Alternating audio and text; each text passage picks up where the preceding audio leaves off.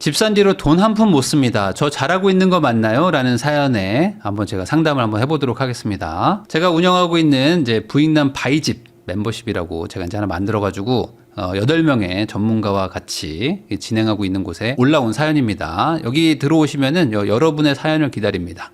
요 글이 있는데 이 글을 클릭하셔가지고 사연을 남겨주시면 제가 골라가지고 사연을 상담하고 있어요. 자, 이번 사연은 그래도 조금 기분 좋게 들을 수 있는 그런 내용입니다. 자, 시작해 볼게요. 안녕하세요. 저희 소개부터 하면은 저는 20대 초에 만나가지고 올해 말 결혼식을 앞두고 있는 혼인신고는 이미 한 30대 초반 부부입니다. 자녀는 없고요. 현재 남편은 세전 1억 3천 정도, 저는 5천 정도 법니다.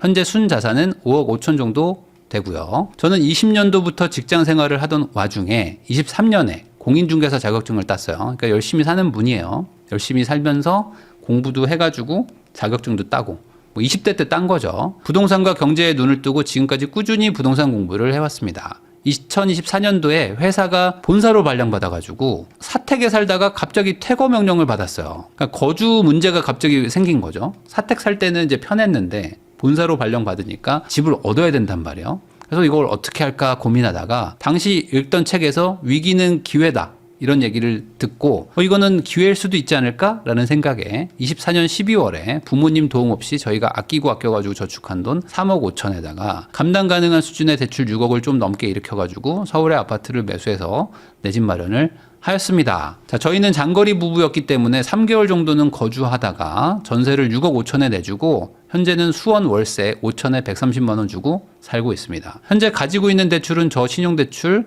5천, 남편 신용대출 1천 정도입니다. 그러니까 전형적인 열심히 아껴 모아가지고 둘이서 맞벌이 해서 그걸로 대출 끼고 집을 사는 그 케이스인 거죠. 어찌 보면 되게 착실하게 가는 그런 구조를 잘 따라갔다고 보면 됩니다. 저희 둘은 어릴 때부터 부유한 집안도 아니고 개인적인 집안 사정들 때문에 집에 대한 결핍이 있었는데요. 꼭 어른이 되면은 엄청난 부자는 아니어도 힘들게 살고 싶지는 않았어요. 다행히도 감사하다고 느끼고 있는 점은 올해 만난 만큼 저희 둘의 가치관이 참 잘 맞습니다. 돈 한 푼 안 쓰는 거 또 맞고요. 부익남님이 말하는 오마카세나 호캉스나 이런 것들 안 하고 차도 없습니다. 제가 하지 말라는 거 안 하고 하라는 거 잘했죠. 해외여행은 2023년도에 베트남 다낭 간 거 말고는 없고요. 남편은 생활비 30, 저는 50으로 살아가고 있는데 남들은 우리한테 뭐 궁핍하게 산다 뭐라고 하지만 저희는 하루하루가 되게 감사합니다. 자산을 점검하는데 계속 늘어나고 있어가지고 자산도 일을 하는구나 라는 생각에 기쁘다는 얘기인 거죠. 지금처럼 이렇게 열심히 살다가 3, 4년 뒤에는 갈아타기 하고 싶은데 부모님 도움 하나도 안 받고 열심히 노력하는 저희 잘하고 있는지 칭찬 좀 해주세요.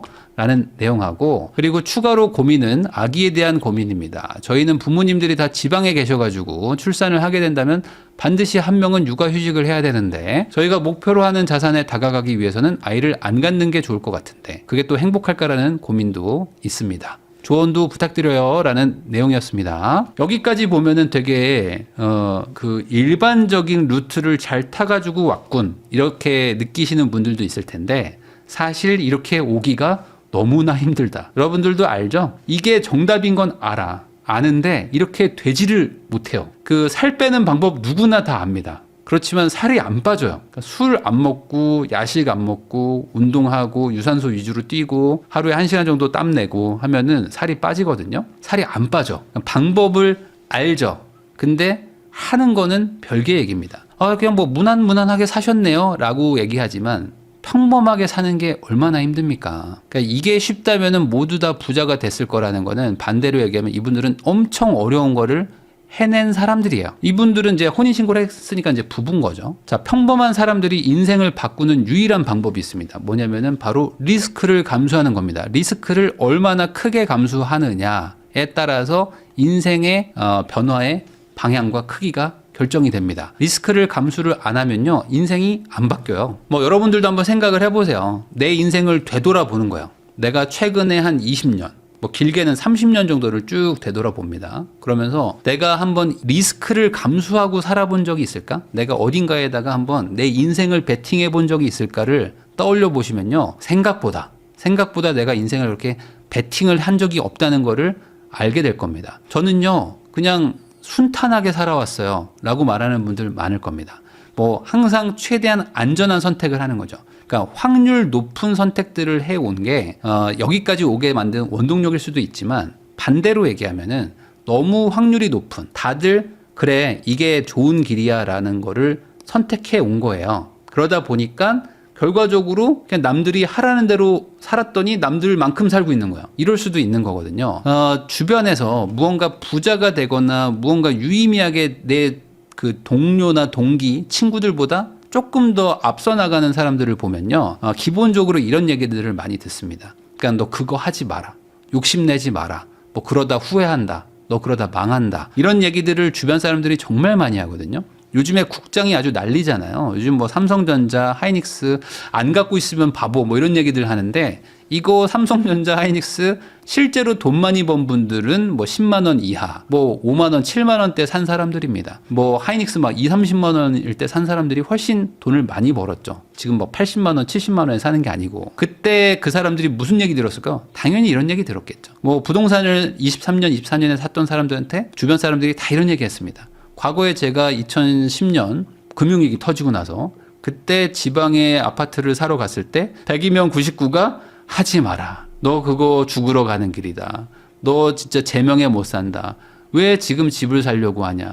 제발 하지 마라. 다 팔고 전세 살아라. 이런 얘기들을 제가 엄청 많이 들었거든요. 근데 저는 하나 원칙이 있습니다. 뭐냐면 주변 사람의 말을 듣진 않아요. 그러니까 주변 사람 중에서 그 업계, 그 투자, 창업 이거를 성공한 사람의 말을 듣는 게 맞다고 저는 생각을 하거든요. 이건 아주 큰 차이입니다. 근데 많은 분들이 이거를 차이라고 생각을 못 해요. 그러니까 기본적으로 부모님이 하는 말을 어길 수가 없어요. 뭐 이런 얘기도 하시고요. 뭐 배우자가 그거를 말려요. 라고 하는 분도 있고요. 제 친구들이 다 뜯어 말려가지고 고민입니다. 하는 경우도 있습니다. 근데 주변 사람들의 말을 들으시면 안 돼요. 정확하게는 주변 사람들 중에서 그 분야에서 성공한 사람의 의견을 들어야 됩니다. 부모님이 말려가지고 그 기회를 놓쳤는데 몇 억이 올라가지고 화딱지 나서 죽겠습니다. 뭐 남편이 이거 말렸는데 그게 집이 뭐 5억이 올랐어요. 아내가 이거 집을 팔자고 해서 팔았더니 3억이 올랐습니다. 뭐 별의별 사람들 많거든요. 이것도 지나고 나서 보면 그냥 남 탓입니다. 정확하게는 그냥 내가 그걸 결정한 거예요. 내 지문을 위조해가지고 남편이 대신 판 것도 아니고 뭐 공동명의 집이었는데 뭐 남편이 뭐 나 자는데 뭐 계약서를 쓴 것도 아니고 결국에 내가 동의를 했기 때문에 무슨 일이 일어나는 거거든요. 그러면 과연 내가 그 기회라는 거를 내 스스로 공부했느냐? 그리고 두 번째 그런 기회들에서 돈을 벌어본 사람들 아니면 어떤 창업을 할 때 그 창업으로 성공한 사람들한테 물어봤느냐? 이게 훨씬 더 중요한 겁니다. 그 사람들이 예언가가 아니기 때문에 100% 맞추지는 못해요. 그렇지만 최소한 그 분야의 경험자의 얘기를 들어야 유의미한 판단을 할 수 있다는 겁니다.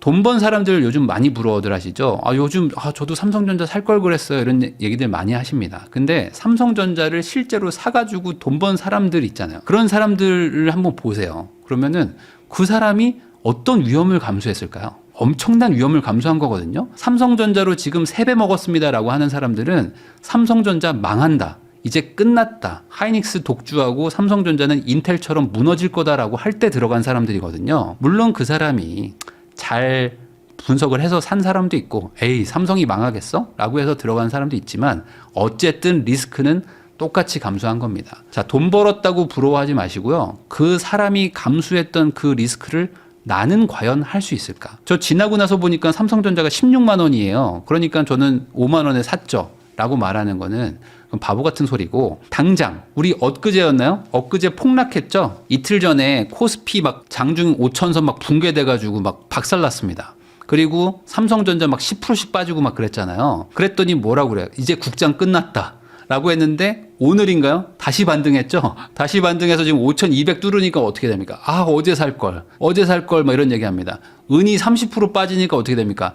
은 안 사서 너무 다행이에요. 뭐 은은 역시 이제 폭락 시작이죠 했는데 오늘 다시 10% 올랐죠? 다시 10% 오르니까 어떻게 돼요? 어제 살 걸 그랬나요? 아직 장이 끝난 거 아닌가요? 뭐 이런 얘기들 하고 있습니다. 내가 과연 돈을 벌 수 있느냐? 이거는 그 리스크를 얼마나 감수하냐에 따라 달렸다. 이분들이 이제 사택에서 거주하다가 갑자기 퇴거 명령을 받았거든요. 그러니까 이 부분이 되게 중요한 포인트인데 뭐냐면 임대 아파트 이거에 되게 집착하는 분들 많고요. 회사 사택 같은 거에 되게 혜택이라고 생각하는 분들 많고요. 그다음에 이제 제가 뭐 정책자금 대출을 옛날에 뭐 1.5%짜리를 받아놨어요. 뭐 2%짜리를 받아놨어요. 이런 분들이 많습니다. 이런 게 아까워서 뭘 못해요라는 분들이 많은데 이게 전형적인 소탐대실이거든요. 그러니까 그렇게 아끼는 비용 대비 내가 벌 수 있는 기회비용을 놓치는 거일 수도 있잖아요. 그러니까 이걸 항상 비교하는 습관을 가져야 되는데 대부분은 그런 습관을 잘 못 갖다 보니까 당장 내 주머니에서 나가는 걸 아끼면 이게 이득이라고 생각합니다. 기본적으로 이렇게 생각하시는 게 좋아요. 내가 무언가 혜택을 받아요. 근데 이 혜택을 받는 게 무슨 제한된 조건에서 받는 거야. 이런 게 생각보다 많거든요. 그러니까 뭐 예를 들어 소득이 낮아야 되고 뭐 집이 없어야 되고 뭐 이렇게 다 안 돼. 그러면 내가 무슨 혜택을 줄게. 청약도 비슷합니다. 청약도 뭐 이건 안 되고 저건 안 되고 다 안 되니까 너는 뭐 요럴 때만 해줄게. 뭐 이런 게 많습니다. 이런 혜택 아닌 혜택이 사실 길게 보면요. 나의 한계를 스스로 설정하게 만드는 그런 동기가 되기도 합니다. 내가 돈을 막 더 벌면 돼. 더 벌고 더 잘 돼가지고 더 부자가 되면 되겠다라고 생각할 수도 있는데 이게 다 막아놓는 거야. 예를 들어 뭐 회사에서 무슨 뭐 복지 혜택이 좋아요. 그러면 이 회사를 나가서 더 잘 될 수도 있잖아. 근데 여기서 나가서 잘 될 확률이 얼마나 될까? 그냥 안전한 선택을 하자 해서 리스크를 또 줄입니다.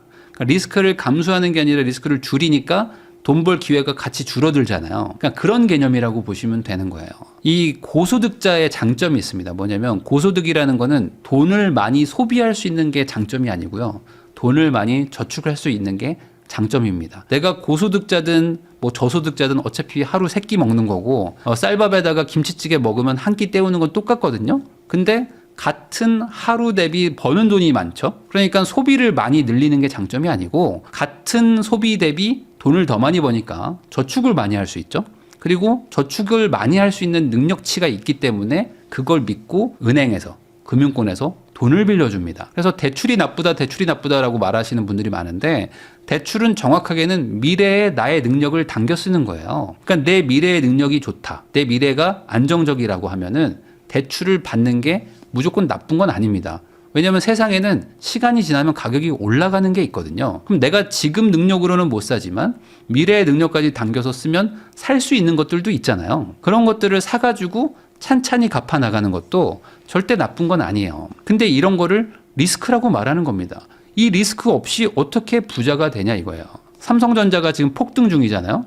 조금 빠졌더니 다시 어김없이 회복을 했습니다. 그리고 20만 전자 간다. 30만 전자 간다. 아니다. JP모건에서 이제 코스피가 7,500 간다고 합니다.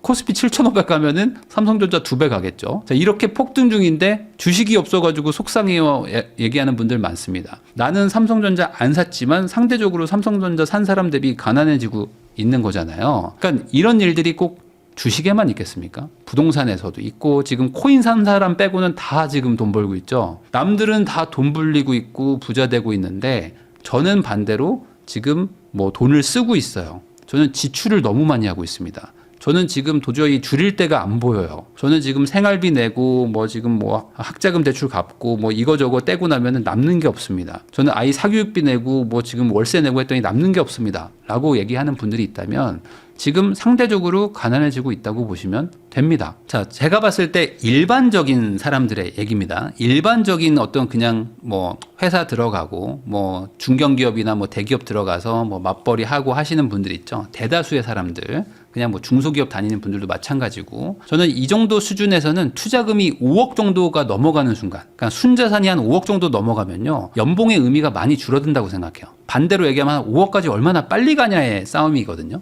그러니까 5억 정도 당연히 큰 돈이죠. 큰 돈인데 정말 못 벌까?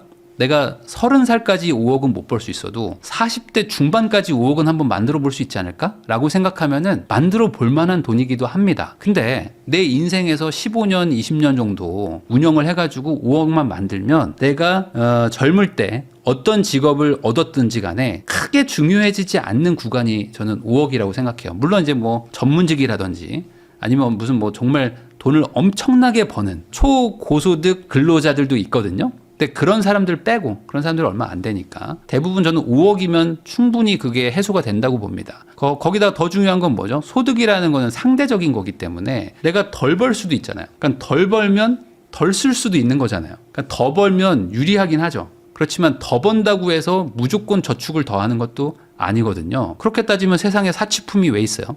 이 세상에 외제차가 왜 있습니까?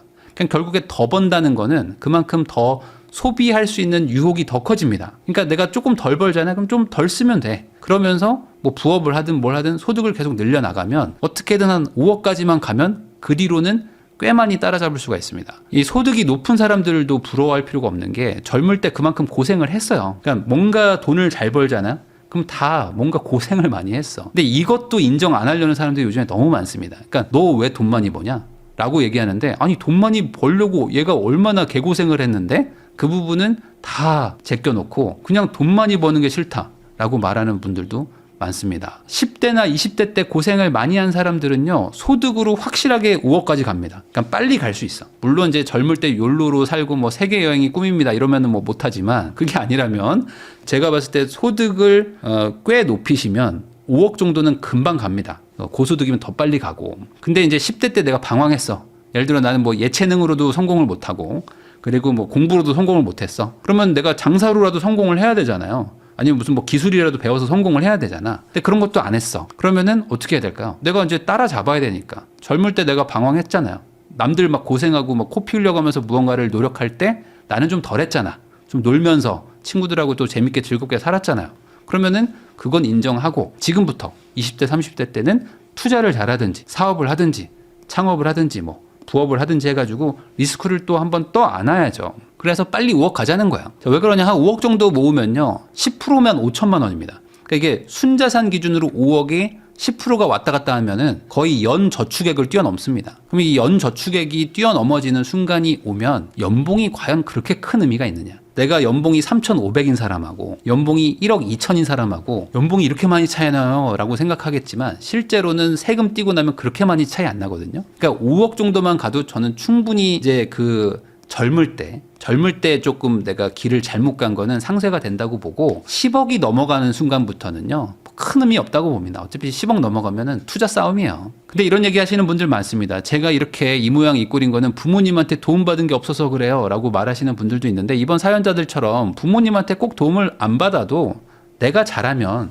할 수 있거든요. 그러니까 부모님한테 도움받을 생각하지 마시고 내가 부자 부모가 돼가지고 우리 자식을 도와주세요. 그게 우리 집안을 바꾸는 일이지 이 무슨 뭐 내리갈굼도 아니고 내가 부모님한테 못 받았기 때문에 나도 우리 자식한테 못 줘야 돼 라고 생각하는 것도 괘씸한 놀부심보다 내가 부자가 되면 되는 거 아닙니까? 근데 저는 부자 되는 방법을 모르겠어요 라고 얘기하시는 분들이 대다수입니다. 근데 그런 분들을 한번 찬찬히 보면요 사실 알려는 노력도 잘 안 해요.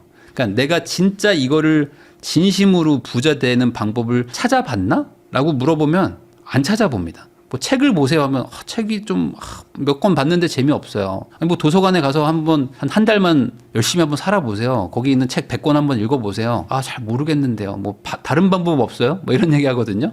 그러니까 부자 된 사람들은 항상 있거든요. 지금도 부자가 되잖아요. 누군가는 뭐 주식으로도 되고 뭐 다른 걸로도 막 되잖아요. 다 지나고 나서 저 다른 거 없을까요? 항상 그렇게 얘기한다는 거죠. 부자 되는 사람은 있는데 내가 안 했을 뿐이죠. 제가 요즘에 테니스를 배우거든요. 테니스 레슨을 열심히 받고 있습니다. 제가 테니스 치는 방법을 전혀 몰랐을 거 아닙니까? 그러니까 저는 전혀 모르니까 어떻게 해야 돼요? 테니스를 치고 싶어. 테니스 레슨을 받아야 되겠다. 테니스 레슨 가르쳐주는 사람들 너무 많아요. 그래서 찾아봐가지고 배우러 갔습니다. 코치님한테 가서 돈 내고 배우고 있거든요. 근데 이 돈 내는 게 싫어. 그런 사람도 있겠죠? 그럼 어떻게 하면 돼? 독학하면 돼요. 근데 독학은 잘 안 될 것 같아. 그럼 어떻게 하면 돼? 뭐 스터디를 만들든 어떻게 해야든 해가지고 돈 안 내고 배우는 방법을 찾으면 되는 거죠. 근데 돈 내기도 싫어. 뭔가 그런 방법을 찾기도 싫어. 근데 테니스는 잘 치고 싶어요. 이렇게 얘기하는 사람들이 세상에는 너무 많다. 돈도 안 내고 배우고 싶지도 않은데 테니스를 잘 치면 좋겠어요 라고 하면 저게 무슨 소리야? 라고 얘기하는 사람들이 돈 버는 방법을 모르겠어요 라고 얘기하는 거는 맞아. 진짜 모를 것 같아. 라고 얘기하는 게 이게 어불성설입니다. 서로 안 맞는 얘기를 하고 있는 거야. 이분들 보면 둘의 가치관이 정말 잘 맞는다고 했잖아요. 그러니까 돈 한 푼 쓰는 것도 아까워하고 차도 없다 라고 얘기를 해주셨는데 이런 얘기 들으면요 또 이렇게 얘기하는 사람들이 있습니다. 그런 여자가 없습니다.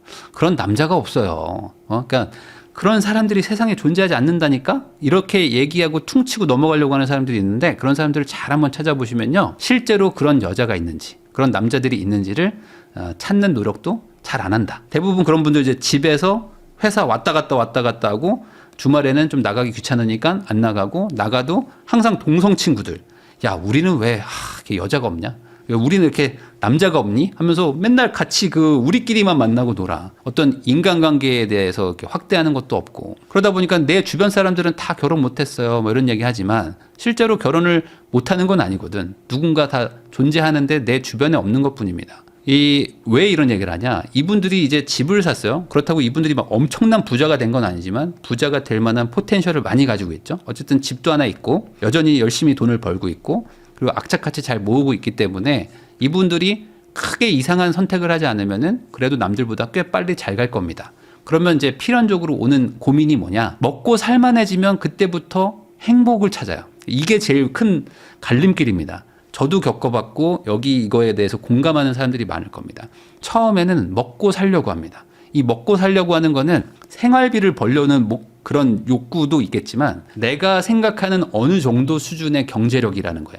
그 개념으로 제가 말하는 거예요. 그러니까 이 정도면 어느 정도 우리도 좀 갖춘 거 아닐까 싶을 때쯤에는 행복을 찾거든요. 그러니까 반대로 행복이라는 거는 언제든지 나한테 올 것처럼 생각하지만 사실은 그렇지 않아. 행복도 되게 준비를 철저하게 잘해야지만 오거든요. 근데 대부분 그냥 행복은 갑자기 슉 올 것 같아. 그리고 내가 돈만 많이 벌어놓으면은 자연스럽게 돈과 행복을 바꿔먹을 수 있을 거라고 생각하는데 안 그렇습니다. 행복이라는 건 뭐냐면요. 좋아하는 걸 하고 사는 거예요. 좋아하는 걸 하고 살면 그게 행복한 거예요. 그러니까 좋아하는 건 사람마다 다르거든요.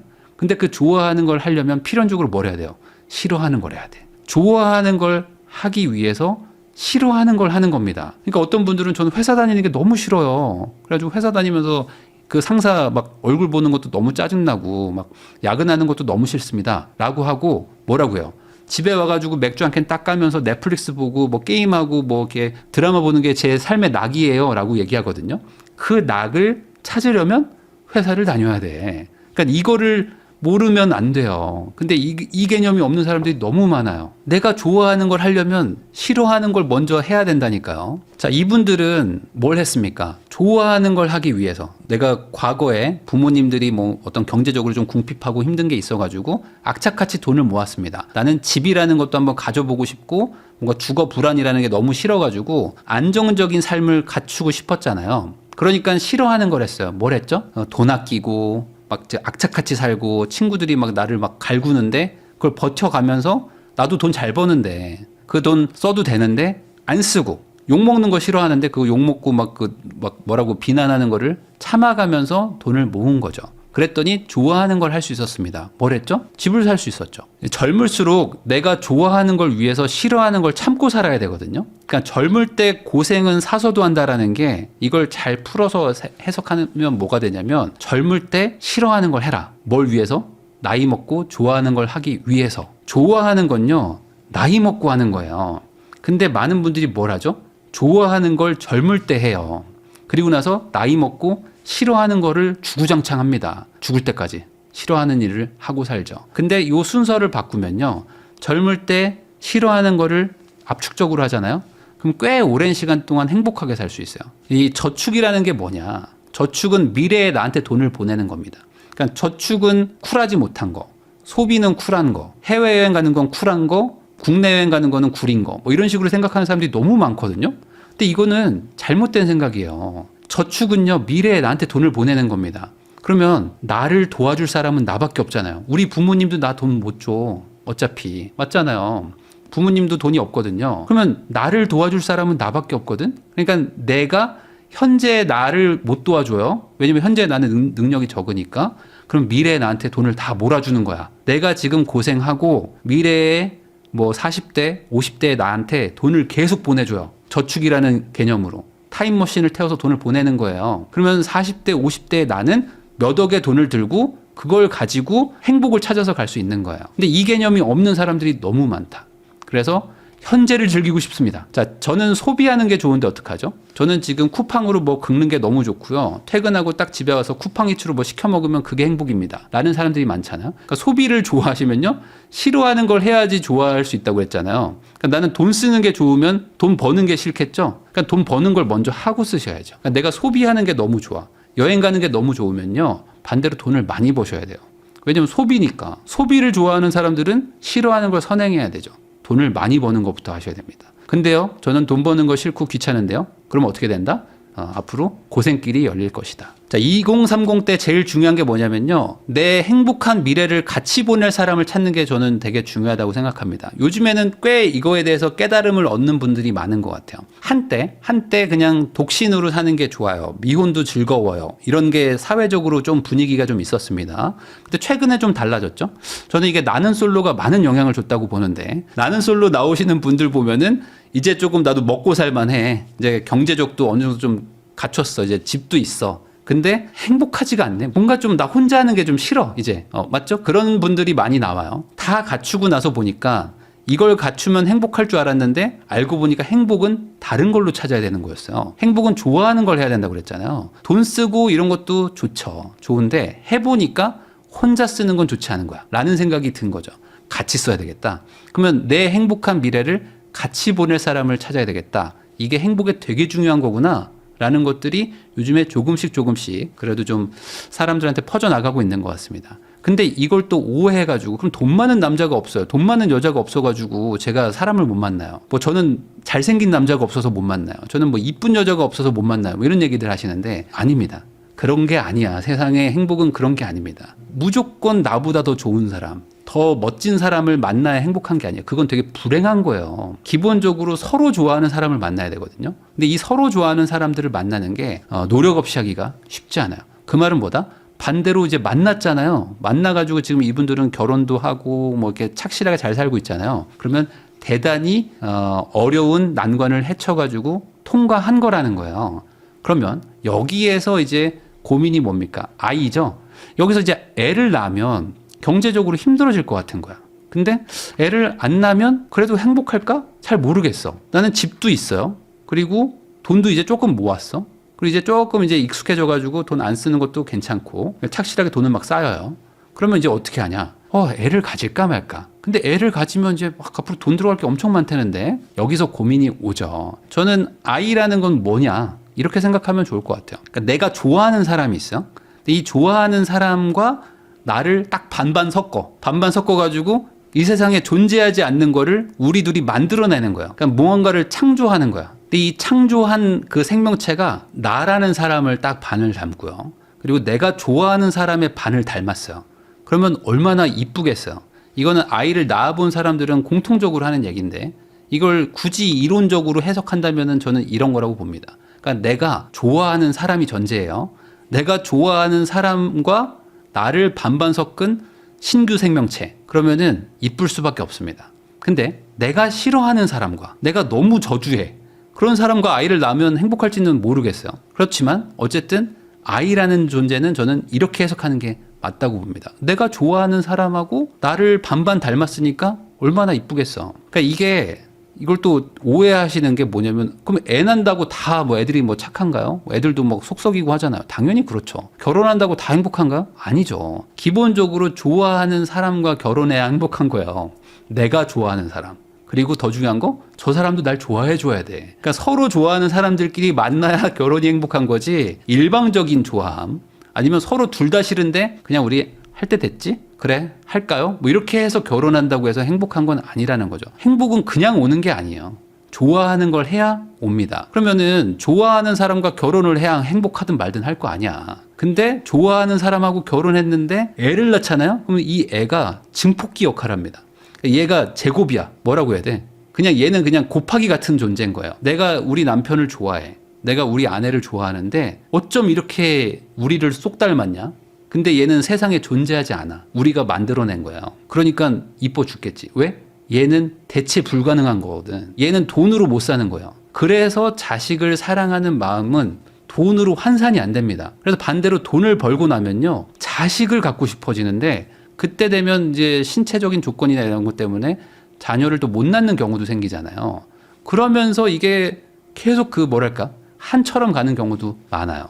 자, 목표로 하는 자산에 다가가기 위해서는 아이를 가지지 않는 게 맞는 것 같기도 하고요. 라는 생각을 갖고 있는데 저는 이거는 너무 과도하게 간 것 같아. 애를 낳는다고 해서 무조건 행복한 건 아닌데 그럼에도 불구하고 내가 우리 남편을 좋아하고 내가 우리 아내를 좋아하는데 우리가 애를 낳는 게 막 너무 싫은 게 아니면요. 저는 낳는 게 맞다고 봐요.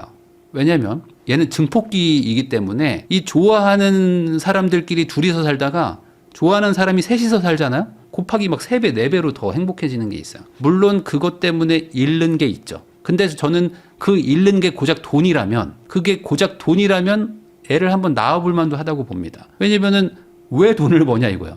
도대체 내가 왜 돈을 버냐. 행복하고 싶어서 돈을 법니다. 그래요? 그럼 애를 낳으세요. 행복이 곱하기로 올 겁니다.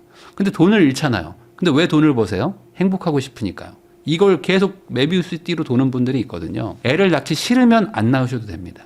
근데 낳을 수 있을 것 같고 낳으면 좋을 것 같으면 한번 낳아보세요. 오히려 행복하지 않을 때 소비를 늘리는 경향이 있습니다. 그래가지고 이 행복함이라는 게 이렇게 줄어들 수 있어요.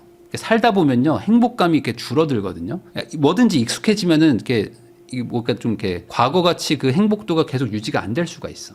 근데 이 행복도가 줄어들 때 증폭기 역할을 하는 게 저는 자녀라고 생각합니다. 자녀를 둘째를 낳을지 셋째를 낳을지 이거는 선택이에요. 근데 0에서 1이 되는 거는 엄청난 차이라고 봅니다. 그러니까 1에서 2가 돼도 엄청난 차이겠지만 0과 1은 어마어마하게 거의 뭐 우주의 끝과 같은 거라고 보면 돼요. 0이어서 얻을 수 있는 행복도 있죠. 그렇지만 1에서 얻는 행복도 적지 않다라는 게 저의 생각이기 때문에 증폭기를 가질까 말까 생각하시면 한번 가져보는 것도 나쁘지 않습니다. 결국 이제 원론적인 얘기로 돌아가면은 돈은 수단인 거지 이제 목적이 아니거든요. 근데 돈이라는 거를 목적으로 생각하는 분들이 많고 돈이 많아야 행복하다고 생각하는 분들도 많아요. 근데 정확하게 보면은 돈이 많다고 해서 행복한 건 아니거든. 왜냐면 제가 돈 많은 분들 정말 많이 만나봤는데 돈 많은데 행복한 사람도 있고요. 돈 많은데 불행한 사람도 있고 돈이 없는데 행복한 사람도 있고 돈이 없는데 불행한 사람이 있거든요. 돈이 없을 때는요. 돈만 생기면 여한이 없겠다라고 하지만 막상 돈이 생겨도 그 다음이 있습니다. 근데 이게 약간 다른 길이에요. 행복은 행복대로 챙겨야 돼. 돈은 돈대로 챙겨야 되는 거고. 근데 어느 순간 이 행복이라는 게 그 한계를 한번 딱 치고 나면은 이제 줄기 시작하는데 그 줄 때가 위기 상황인 것 같아요. 제가 보니까 인생에서 뭔가 위기를 겪는 분들은 항상 그 무언가 행복감이 최고조를 찍었다가 이렇게 줄어들 때 위기가 오거든요. 그거를 또 어느 순간 한번 또 견디고 다음 단계로 가게 하는 게 뭐 아이인 것 같기도 해서 한번 가질까 말까 고민하시면 가지는 건 괜찮은 것 같고 저희는 절대 안 날 건데요 라고 하시면은 안 낳는 것도 별 상관이 없다. 뭐 그 정도라고 좀 생각하시면 좋을 것 같습니다. 마지막으로 우리는 왜 돈을 버는가? 이 부분에 대해서 각자 다른 대답을 자기 마음속에 품고 살거든요. 그게 정답일 수도 있고 아닐 수도 있습니다. 그렇지만 중요한 거는 우리는 왜 돈을 버는가에 대해서 계속 스스로한테 물어봐야 돼. 안 그러면은 어느 순간 나는 이게 정답인 줄 알고 살았는데 한 지나고 나서 보니까 한 15년째 오답으로 온 경우가 많아요. 그러면 못 돌아갑니다. 인생은 절대 리셋이 없어요. 그냥 계속 앞으로 가는 거예요. 이게 맞는 줄 알고 가는 거기 때문에 갈 때마다 항상 자기 스스로 되물어 봐야 됩니다. 이게 맞는 거야? 이게 진짜 맞니? 라고 스스로 계속 질문을 하지 않으면은 그냥 관성처럼 갔다가 못 돌아오는 경우가 있어요. 요 얘기를 꼭 제가 요 사연자분들한테 얘기해드리고 싶었습니다.